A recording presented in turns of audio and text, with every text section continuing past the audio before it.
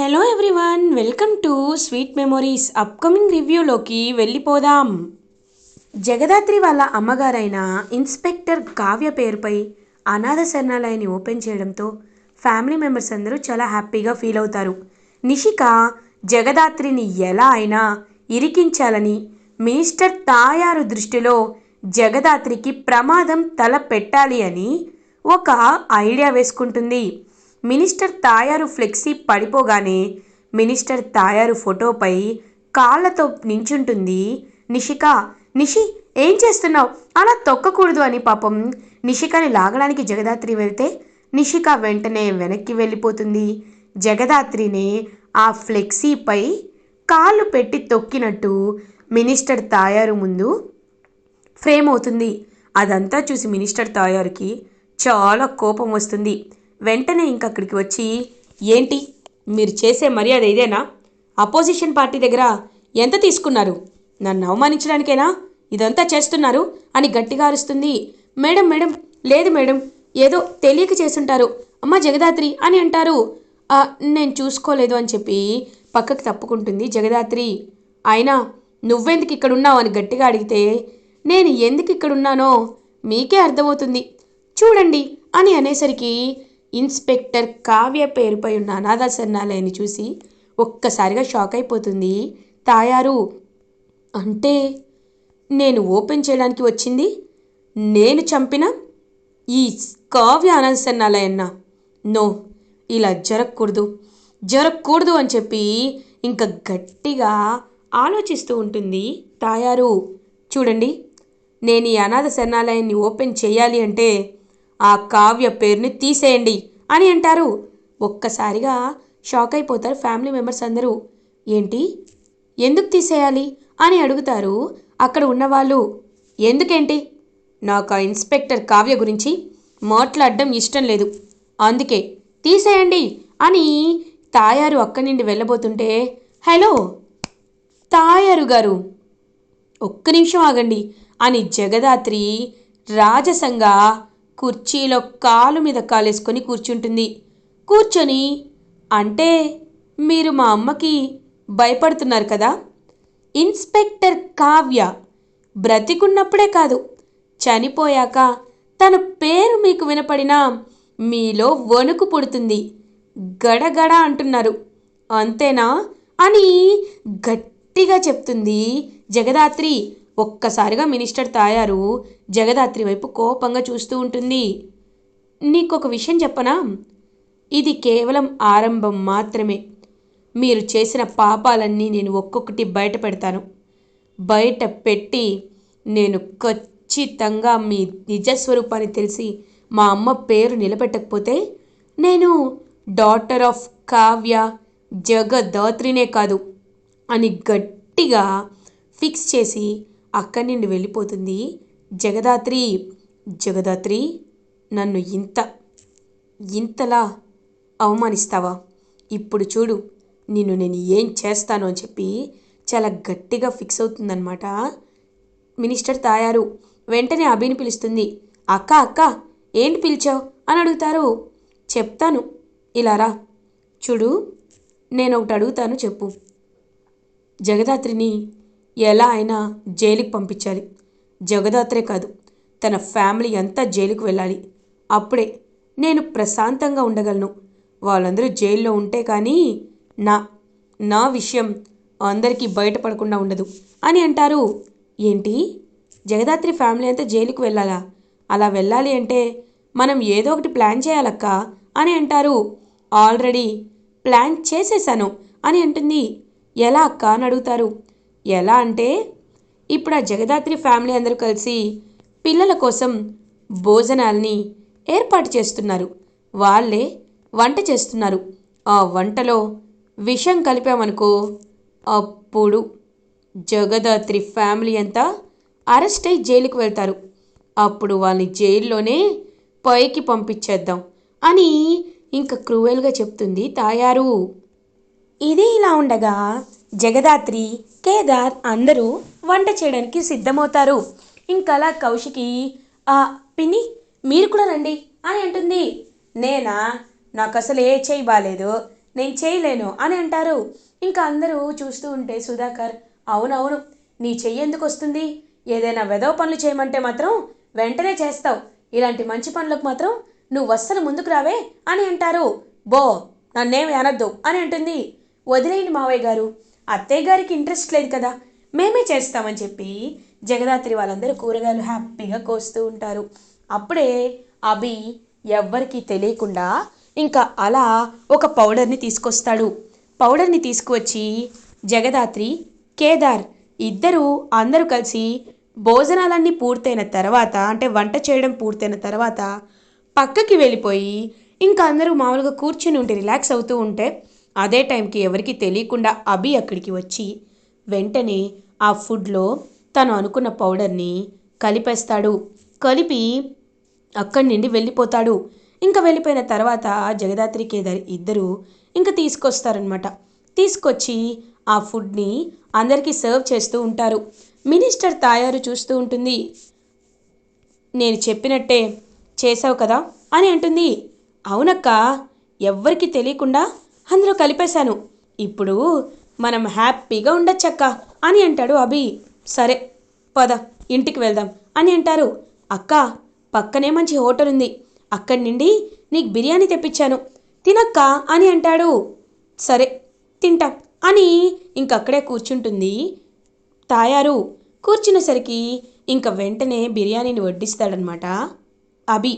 అలా బిర్యానీ తినడానికి ఒక్క ముద్ద నోట్లో పెట్టుకోగానే అక్కడికి జగదాత్రి కేదార్ వస్తారు. ఒక్కసారిగా షాక్ అయిపోతుంది తాయారు. ఏంటి ఇలా వచ్చారు? అవునులే, ఇంకా సేపట్లో జైలుకు పోతారు, ఇప్పుడు నా మొహం చూడ్డానికి వచ్చారా అని అడుగుతారు. నేను కూడా అదే అనుకుంటున్నాను మేడం, ఆఖరిసారి మీ మొహం చూడ్డానికే వచ్చాను అని అంటారు. ఒక్కసారిగా షాక్ అయిపోతుంది తాయారు. ఏంటి, ఏం మాట్లాడుతున్నావు అని అంటుంది. అయ్యో మేడం, మీతో నేను మాట్లాడేంతటి దాన్నా? ఇంకా సేపట్లో భోజనంలో విషం కలిసి మినిస్టర్ తాయారు గారు స్వర్గస్థులయ్యారు అనే ఒక స్క్రోలింగ్ వస్తుంది మేడం అని అంటుంది జగదాత్రి. ఒక్కసారిగా షాక్ అయిపోతుంది తాయారు. హే, పిచ్చి పిచ్చిగా ఉందా, ఏం మాట్లాడుతున్నావు అని అడుగుతారు. నిజం మాట్లాడుతున్నాను మేడం, కావాలంటే చూడండి, ఆ బిర్యానీలో మేము ముందే పాయిజన్ కలిపాం, మీరు అనాథ పిల్లల ప్రాణాలు తీయాలని పాయిజన్ని కలిపి మాతో పాపం చేయించాలి అనుకున్నారు, కానీ ఆ పాపం శాపంలా మారింది. ఫుడ్ డెలివరీ ఇచ్చే బాయే విషం కలిపి తీసుకొచ్చాడు. మీరేమి కంగారు పడకండి, మీకు ఇంకొక గంటన్నర టైం ఉంది, ఈలోపు మీరు హ్యాపీగా మీకు నచ్చిన పాట పాడుకుంటూ నచ్చిన ఫుడ్డు, ఎలాగో బిర్యానీ తింటున్నారుగా, తినండి తినండి అని అక్కడి నుండి అయితే వెళ్ళిపోతారు జగదాత్రి కేదార్. ఒక్కసారిగా షాక్ అయిపోతుంది తాయారు. ఒరేయ్, నీ వల్లేరా ఇదంతా జరిగింది, నేను నేను ఎంతో ప్రశాంతంగా ఉంటే నాకు భోజనం కావాలి, ఇది కావాలి, అది కావాలి అని నన్ను ఇరికిస్తావా, ఛీ అని అంటుంది తాయారు. అక్క, నాకేం తెలుసు అక్క, ఇంత ఇంతలా జగదాత్రి చేస్తుందని నాకేం తెలుసు, ఇదిగో వెళ్దాం అక్క, హాస్పిటల్కి వెళ్దామని చెప్పి ఇంక తాయారిని హాస్పిటల్కి తీసుకువెళ్తాడు. తీసుకువెళ్ళి హాస్పిటల్లో జాయిన్ చేస్తారు. అప్పుడే జగదాత్రి ఫ్లాష్ బ్యాక్లోకి వెళ్తుంది. ఎప్పుడైతే సీక్రెట్గా అభి ఆ పౌడర్ మిక్స్ చేయడానికి వస్తాడో అదంతా గమనిస్తారు జగదాత్రి కేదార్. దాత్రి, చూసావా, ఇప్పుడు పాయిజనస్ అయిపోయింది ఫుడ్ అంతా, ఇప్పుడు ఏం చేద్దాం దాత్రి అని అంటారు. కంగారు పడకు కేదార్, ఇప్పుడే క్యాటరింగ్ వాళ్ళకి కాల్ చేశాను, వాళ్ళు ఫుడ్ని తెచ్చిస్తారు, కానీ ఈ విషయం ఎవరికీ తెలియకూడదు. ఆ తాయారుకి ఎలా బుద్ధి చెప్పాలో, ఎలా వణికించాలో నాకు తెలుసు కేదార్ అని కావాలనే బిర్యానీలో విషం ఉన్నట్టు అబద్ధం చెప్తారు జగదాత్రి కేదార్. సో ఇంకా వెంటనే అలా బయలుదేరుతుంది తాయారు.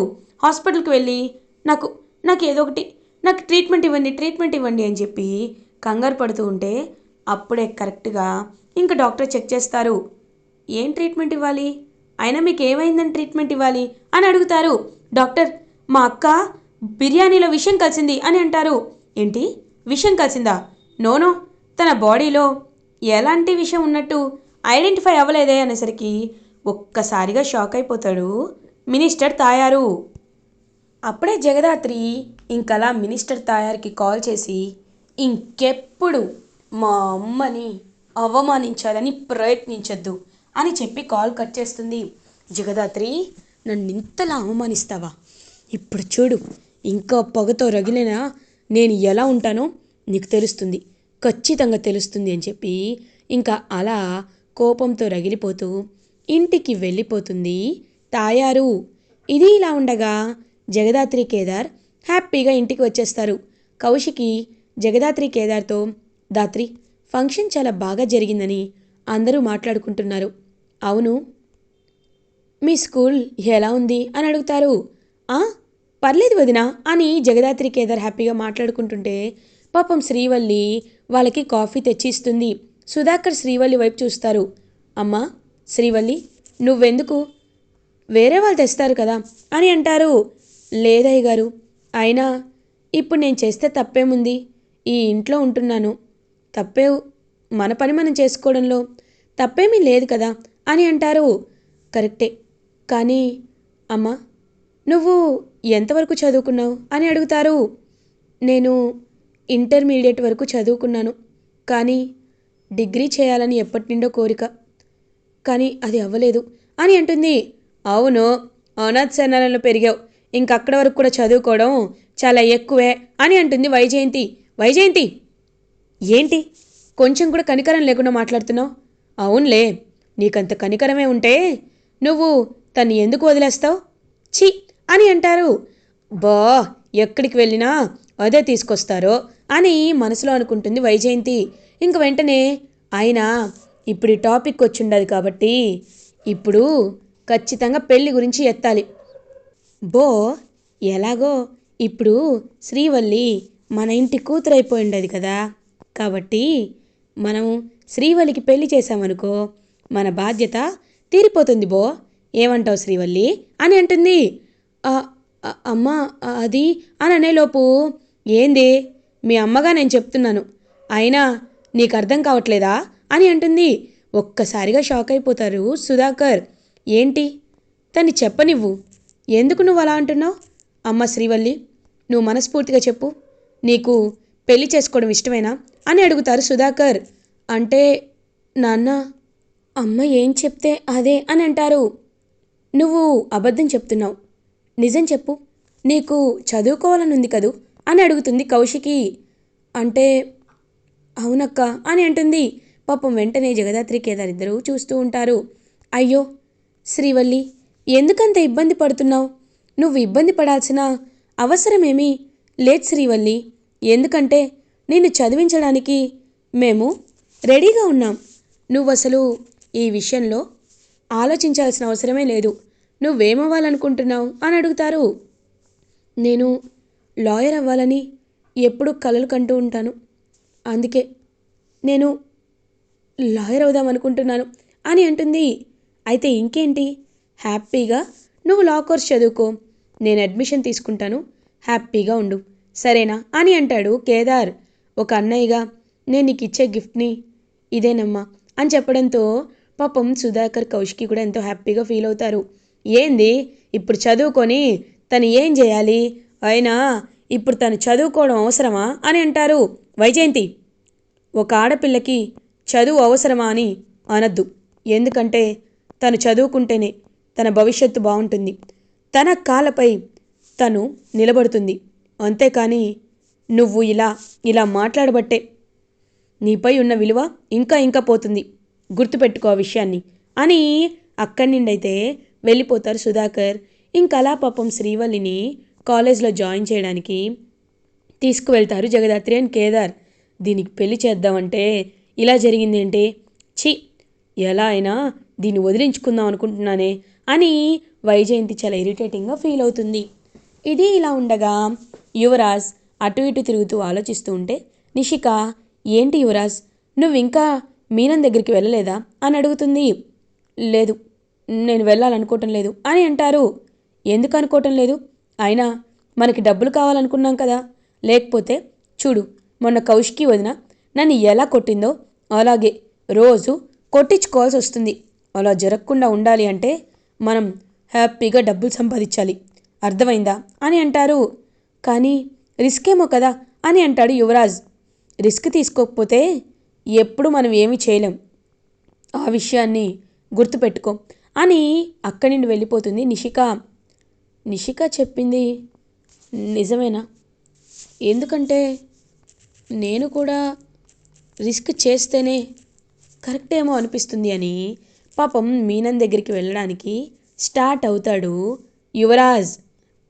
ఇంకా అలా జగదాత్రి కేదార్ అయితే హ్యాపీగా చుక్కలు చూపించి తనకైతే తాయారుకి తిక్క కుదిరేలా చేస్తారు. ఇటువైపేమో శ్రీవల్లికి చదువు చెప్పించి తను చదువుకునేలా చేసి ఎడ్యుకేటెడ్గా మార్చి ప్రశాంతంగా ఉండేలా చేస్తారనమాట. శ్రీవల్లి పెళ్లి గురించి పక్కన పెట్టి జగదాత్రి అండ్ కేదార్. ఇలా ఎపిసోడ్ ఎండ్ అవుతుంది. ఫర్దర్ ఎపిసోడ్ రివ్యూస్ ముందుగా మీకు కావాలి అనుకుంటే మా ఛానల్ని సబ్స్క్రైబ్ చేసుకోండి. Thanks for watching.